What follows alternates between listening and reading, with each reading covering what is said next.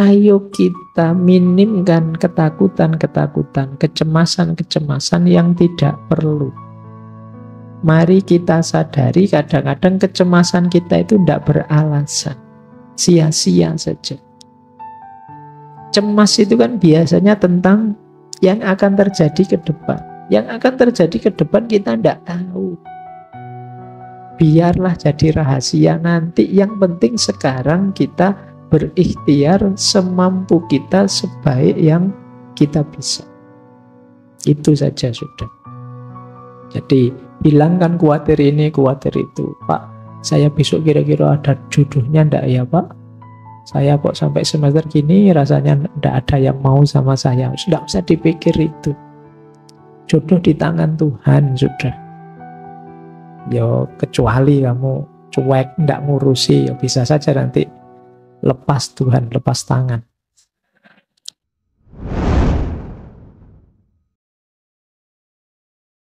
Yang pertama, ternyata untuk bisa bahagia, kita harus mampu menghancurkan egoisme dan menganggap diri kita sebagai manusia normal saja.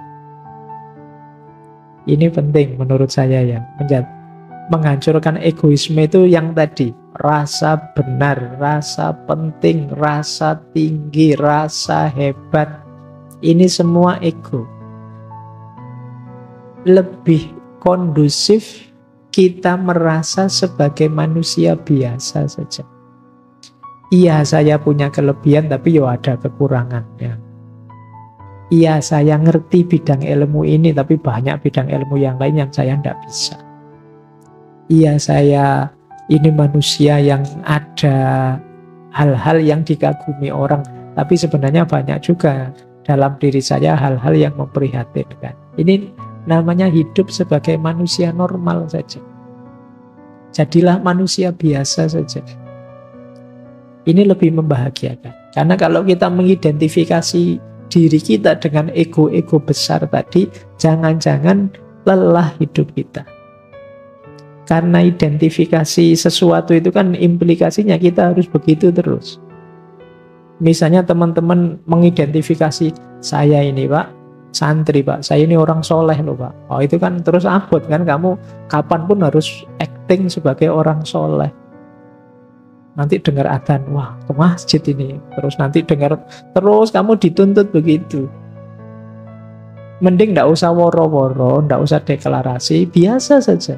Yes, kalau mau ke masjid, ke masjid. Kalau mau melakukan kebaikan, lakukan saja. Nggak usah dengan memberi label atribut yang memberatkanmu sendiri. Itu yang disebut kesadaran sebagai manusia biasa saja. Itu akan lebih membahagiakan. Yang kedua, berhentilah bersikap perfeksionis, menipu diri sendiri. Kalau iya, bilang iya. Kalau tidak, bilanglah tidak. Tidak usah perfeksionis. Orang tahu kok semua orang itu ada kurangnya, tidak ada manusia yang sempurna. Kadang-kadang salah sedikit, kadang-kadang khilaf sebentar, manusiawi. Tidak usah menipu diri. Itu akan lebih memberatkan kita. Tidak usah terlalu banyak pakai topeng lagi. Topeng kita sudah banyak dalam hidup ini. Biar tidak lelah. Yang membuat kita lelah itu kan karena kita menipu diri kita sendiri. Misalnya kalau ditanya, ngantuk enggak mas ngaji kayak gini? Enggak Pak, saya melek terus. Tapi yo pas ngaji deklak-deklok itu kan yo kamu berat sendiri, nanti ada temennya lihat malu kan kamu. Coba tadi bilang yo saya kadang-kadang ngantuk Pak, itu kan lebih santai. Tapi karena kamu menipu dirimu sendiri, ya berat akhirnya. Jadi konsekuensi yang harus kamu tanggung. Yang ketiga, untuk bisa bahagia, yuk berjuang, bekerja keras mencapai tujuan. Ya, kita harus berikhtiar, berusaha. Sambil tadi ya, ngerti batasnya kapan pasrah. Dan jangan dibiasakan menyalahkan keadaan, mencari kambing hitam. Biasa kok hidup itu ada sukses, ada gagal. Ada lulus, ada tidak lulus, biasa. Ya memang rumusnya hidup begitu. Ada senang, ada susah. Wajar itu sudah. Nggak usah cari kambing hitam, nggak usah menyalahkan keadaan. Nanti tambah berat. Wah, ini gara-gara temanku ini. Tiap malam ngajak begadang saja. Nggak lulus mata kuliahku. Lalu kamu sendiri ya mau diajak begadang. Disalahkan kancane. Jadi ya sudah lah. Kalau sudah begitu ya efeknya memang begitu. Karena kamu begadang nggak lulus, biasa saja. Iya sih Pak, berarti besok saya harus lebih baik lagi. Kan begitu saja. Tanpa harus rasa bersalah berkepanjangan, merasa berdosa berkepanjangan. Cukup kamu sesali, kamu perbaiki ke depannya biar lebih bagus. Ini hidup yang lebih membahagiakan. Tidak terlalu bertele-tele, apalagi kamu terus menyangkal, denial, nyari-nyari alasan. Saya itu sebenarnya rajin loh Pak, saya tidak tahu saya. Kemasukan apa saya semester ini? Nggak usah pakai alasan macam-macam lah, ya sudahlah, diterima saja. Ya wajar kok orang itu kadang senang, kadang susah, kadang gagal, kadang sukses. Asal kita bisa menata diri sehingga terus progres tambah baik, itu sudah luar biasa. Yang keempat, jadi kamu sendiri ditawari bolak-balik yo kesuwen mikirnya. Jadi ayolah, tidak usah khawatir. Kamu boleh sekali-sekali kamu tulis ya, kekhawatiranmu yang mencemaskanmu apa. Tulisan wis. Khawatir ini, khawatir itu, khawatir ini, khawatir itu. Sekarang mulai banyak, kemarin saya baca orang kena gejala penyakit psikosomatis. Jadi kecemasan di pikiran yang mengefek ke sakit fisik beneran. Mungkin lambung lah, mungkin vertigo lah, mungkin apalah, namanya psikosomatis. Jadi kalian jangan terlalu banyak overthinking, jangan terlalu banyak mikir yang aneh-aneh, cemas yang tidak perlu. Nanti jadi penyakit. Jadi ternyata tidak selalu sakit fisik berpengaruh ke jiwa. Sebaliknya sakit jiwa bisa juga berpengaruh ke fisik. Kalian kan kalau sedang stres apa gitu kan rasanya tubuhmu ya lemes, tidak bisa diajak apa-apa, tidak bergairah ngapa-ngapain saja. Itu berarti dari psikis ke fisik.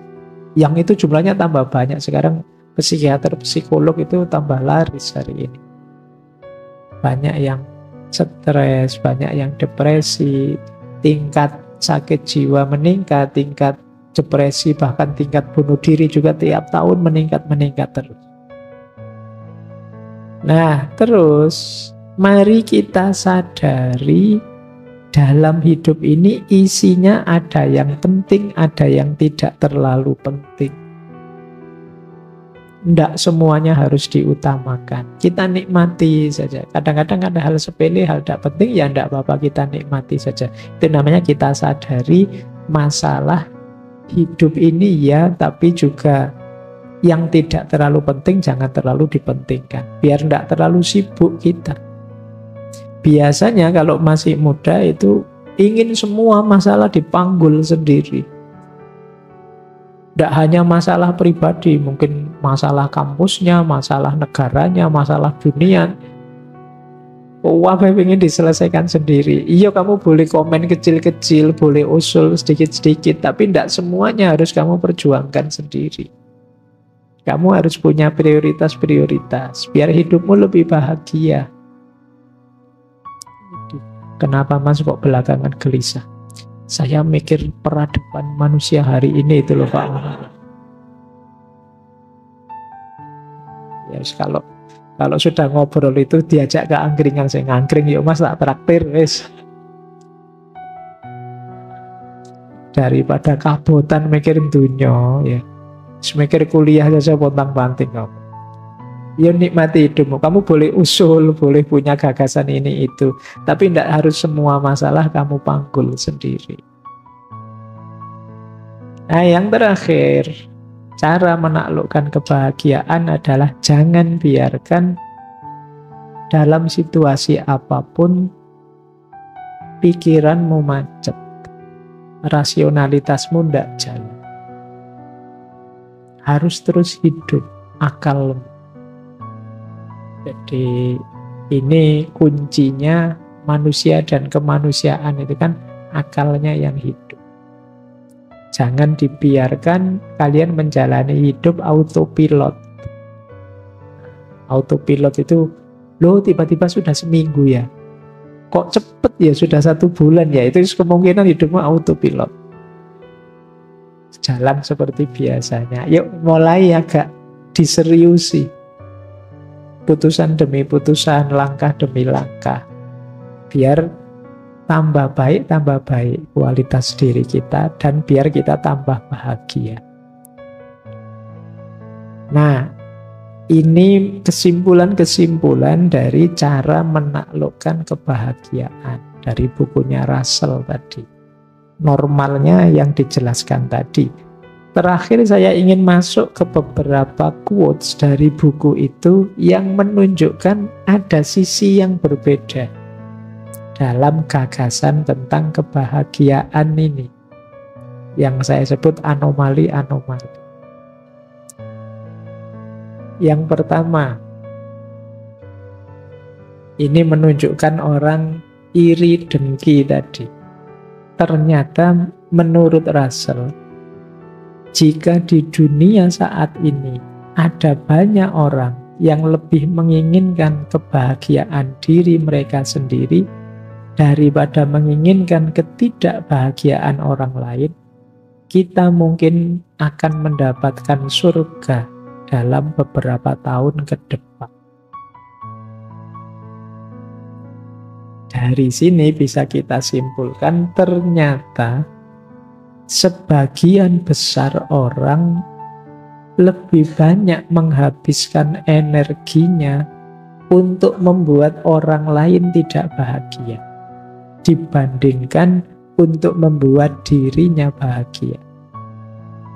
Ini menurut pengamatannya Russell.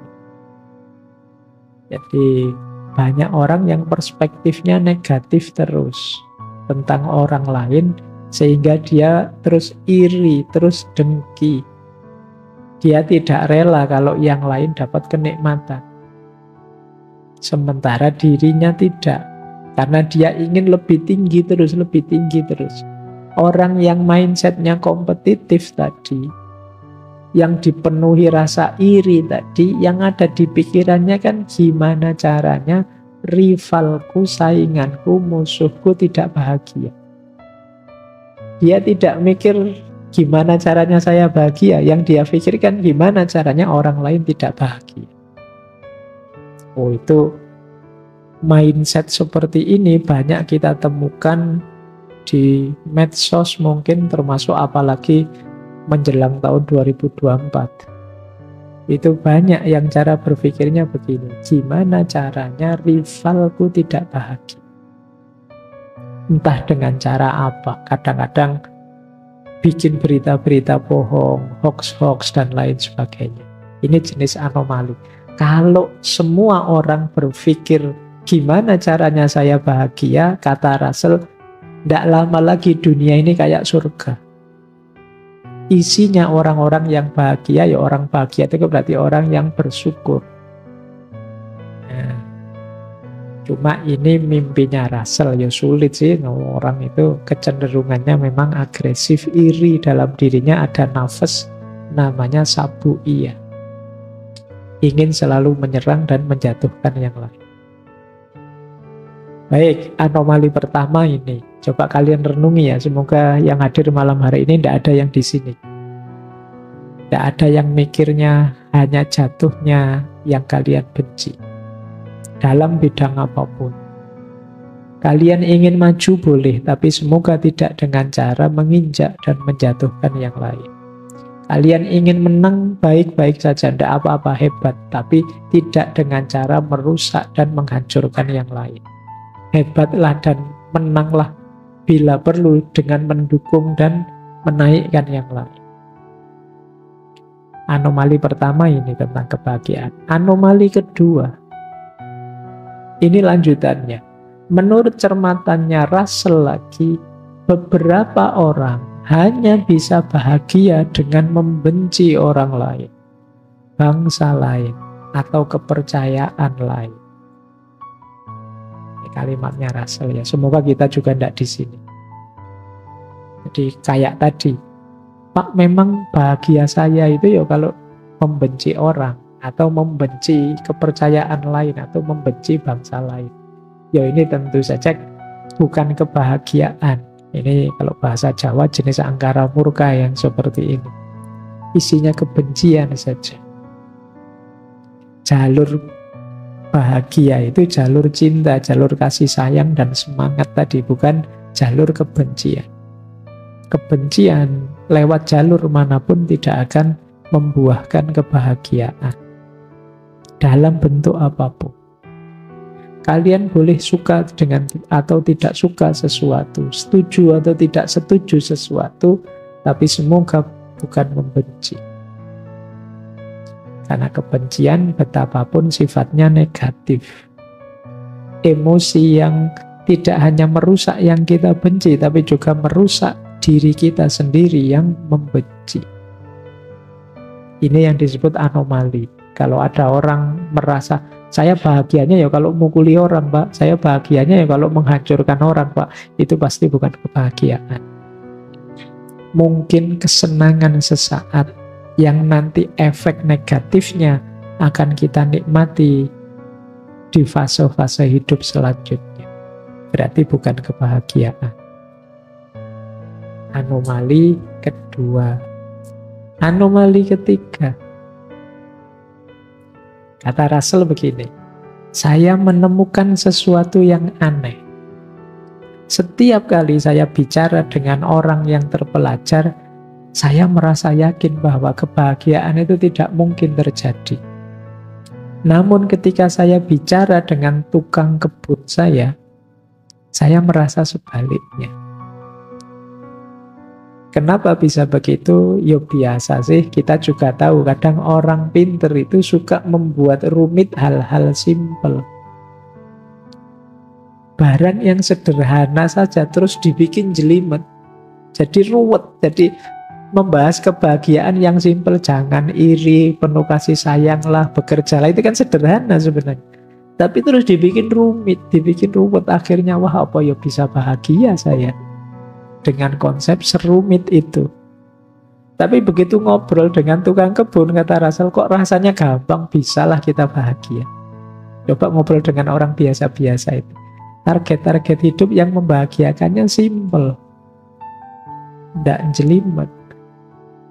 Kalau kalian ditanya, gimana caramu bisa bahagia? Wah, saya ingin jadi manusia yang bisa eksistensinya berkontribusi pada kehidupan baik di level vertikal maupun horizontal. Di mana? Itu cek rumit, wong cuma pengen seneng saja kok. Dirumuskan senjelimet itu. Itu yang membuat Russell ngomong pengen bahagia, kalau ngobrol sama orang pinter malah jadi rumit. Sudahlah sama tukang kebun saja simple, sama teman-teman nongkrong pinggir jalan itu lebih simpel, gampang, tidak terlalu dirumit-rumitkan teori. Makanya dia nulis buku ini buku tidak untuk kalangan terpelajar. Mungkin khawatirnya kalau ketemu orang terpelajar terus didebat, tidak jadi bahagia, jatuhnya debat akhirnya. Oh masa iya begitu, nggak cocok dengan teorinya filosofi ini, filosofi itu, ruwet wes, tidak jadi bahagia akhirnya.